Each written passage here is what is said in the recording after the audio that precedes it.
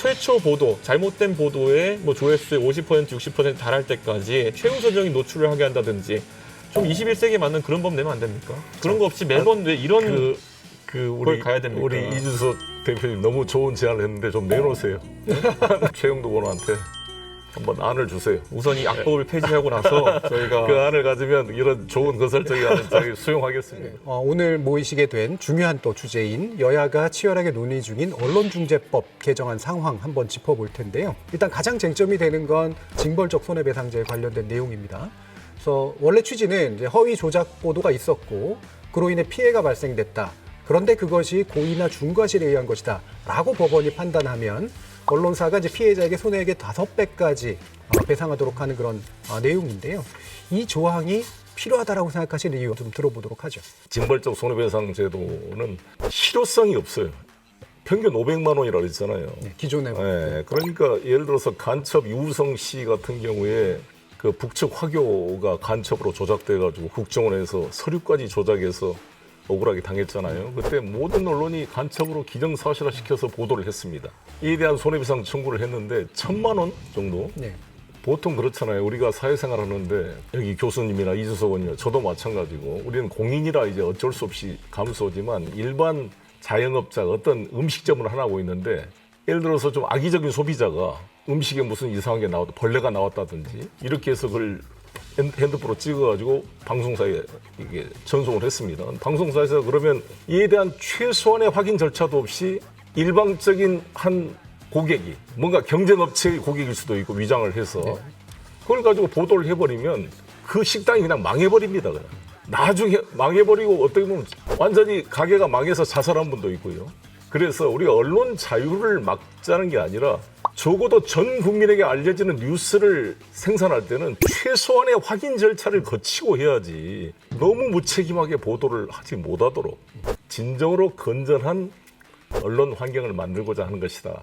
저는 지금 시점에서 저희가 재산비례 벌금제 같은 것도 항상 이야기가 나올 때 비슷한 취지지만은 그러면은 아까 송 대표님 500만 원, 1000만 원 이렇게 미약한 보상 때문에 방지가 안 되는 상황을 얘기하셨는데 그럼 이렇게 5배 늘린다 하더라도요. 정말 돈이 많은 사람한테는 큰 문제가 아닙니다. 이 사람이 예를 들어 정치적 목적을 가지고 누굴 낙선시킬 목적으로 진짜 그 엄청난 허위 폭로를 했는데 나중에 500만 원 보상할 거였으면은 그냥 하고 2,500만 원 보상하라 그러니까 이건 하면 안 되겠다 이렇게 마음을 가질 거라고 생각하는 것도 너무 아니란 것이고 저는 그런 어떤 악의적인 허위 보도나 허위 폭로를 막는 것은 결국에는 형사법이 더 엄격하게 다뤄야 될 부분이다. 저는 이렇게 생각하지. 오히려 형사법이 저희가 자꾸 금전으로만 판단하는데요. 제가 그냥 웃자고 한 가지 예를 들어보겠습니다.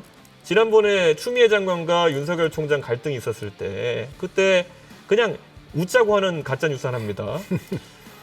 그 당시에 검찰 수사관들이 조국 전 장관 집을 압수수색하면서 짜장면을 먹었다. 이렇게 일부 언론이 보도해가지고 그때 생긴 별명이 아직까지 윤석열 총장을 따라다닙니다. 윤짜장이라고. 그걸로 인해 가지고 검찰총장으로서의 윤춘장이라 그럽니다. 뭐 두 가지 버전에서 다 들었습니다. 그러면 그분은 그것 때문에 검찰총장으로서의 본인의 어쨌든 공무원으로서의 행보에도 지장을 많이 받았고요. 그런 어떤 일련의 사건 때문에 가짜뉴스 때문에 검찰총장 물러나신 분들은 그럼 5배 보상을 어떻게 합니까? 5번 검찰총장 시켜줄 겁니까? 저는 아마 윤석열 총장은 그 돈 필요 없고 나의 명예를 회복시켜줘 이랬을 겁니다 아마. 근데 그런 부분에 대한 고민이 빠진 상태에서 돈으로 사람의 이런 악의를 막을 수 있다? 좀 아니래 보입니다. 네. 일단 윤석열 총장님이나 우리 추미애 장관님은 징벌적 손해배상을 청구할 수가 없습니다. 현재 개정안 현행 법으로. 예, 그들은 공적 인물로 공무원이고 또 정치인들은 그러한 비판도 감수해야 될 위치에 있기 때문에 일단 대상이 아니다. 네. 이 말씀을 드리고요. 그리고 아까 말한 명예훼손은 이렇게 저희가 보완을 해놨습니다. 보통 우리가 뭔가 악의적인 잘못된 보도를 했다가 혐의가 있다고 막 보도가 일면 톱으로 됐는데 나중에 수사를 해보니까 무죄 판결이 났어요. 그러면 3면 3회를 조그마하게 보도를 합니다. 그러니까 이것은 너무 형평성에 맞지 않기 때문에 이번 이 언론중재법 내용에 이런 허위나 이런 보도를 해가지고 언론중재위원회에서 허위라고 판단이 됐을 경우에는 동일 분량의 크기로 그에 대한 해명 보도가 될 수 있도록 만들었습니다. 이것이 윤석열 아까 말씀하신 그런 분들에 대한 실질적인 명예 회복이 될 것입니다. 그래서 저는 지금 그 반론 보도나 정정 보도의 영역에서 개인의 명예를 지키는 것 같은 경우에는 오히려 민주당이 좀 시대에 맞게 이런 논의를 들고 나왔으면은 저는 들을 수 있었던 게 지면을 자꾸 이제 상정해서 이야기하지 않습니까? 지금 보면 정정 보도를 명령할 때 보면은 지면에 같은 면에 보도하라고 하는 경우가 거의 한 7, 80% 되는 것 같고요. 그리고 온라인 뉴스 같은 경우에는 일면에 게시해라 뭐 이런 식입니다. 예를 들어 A라는 언론사에서 잘못된 기사가 나왔을 때 정정 반론 보도를 그 해당 웹사이트의 전면에 게시하라는 건데 우리 국민들이 뉴스를 소비하는 양태 자체가 결국에는 포털을 통해 가지고 검색어 기반으로 가가지고 아침에 송영길 검색해보고 그래서 가장 처음 뜨는 기사들 보고 나중에 반론 보도도 그런 비슷한 양태로 들어갈 수 있게 배치가 되느냐 그렇지 않을 가능성이 높거든요. 그래서 저는 그런 것들이야말로 인터넷 시대에 새로운 어떤 그런 보완책들을 만들어야 되는 것이고 예를 들어 저 같은 경우는 이렇게 생각합니다.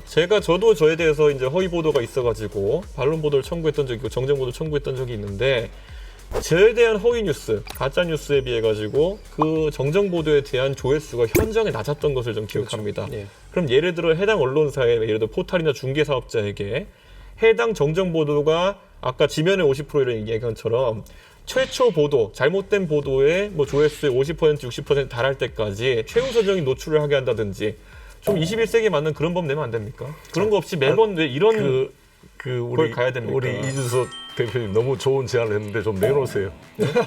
내놓으라고. 그런 지금까지 거야지 야당이 무슨, 대안을 그런 내놓고 거야지. 자꾸 반대만 하고 있으니까. 지면의 몇 %, 이런 거는 이미 다 있는 법안들이지만 그러니까. 제가 봤을 때는 우리가 실질적으로 오늘 제가 송 대표님 논의하고 싶은 거는 그 아주 좋은 제안인데 그래서 제가 8인 협의체가 오늘 7번째 회의를 했거든요. 4번 회의가 남았습니다. 우리가 27일 날 처리하기로 돼 있잖아요. 오늘 돌아가셔서 최영도 의원한테 한번 안을 주세요. 우선 이 악법을 폐지하고 나서 저희가 그 안을 가지면 이런 좋은 건설적인 안을 저희 수용하겠습니다.